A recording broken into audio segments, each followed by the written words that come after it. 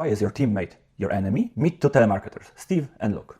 They hate each other. But why? They should be grilling together and eating steaks. Surely they joke around at work and cover for each other. Unfortunately, their boss was Gary. And even worse, he had once studied economics. Gary knew that, in simple terms, his employees' results depended on both their effort and the market conditions. So he decided that their pay should depend not only on their own performance, but also on their teammates. When Gary explained this to Steve and Luke, they assumed it meant getting an extra bonus whenever the other person performed well.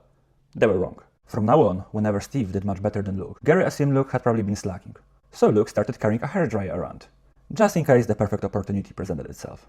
But does it always have to work this way? No. Not if good market conditions for one worker usually mean worse conditions for the other. Then Gary might conclude that if Steve was doing brilliantly selling solar panels, Luke probably had a much harder time selling their wonderful coal. And that Luke's weaker result came from a tougher market, not from him being lazy. That is why a well-designed pay scheme can make employees cooperate, or make them look at the other person like they have just stolen the last slice of pizza. Can Gary calculate these bonuses without simply guessing? Yes.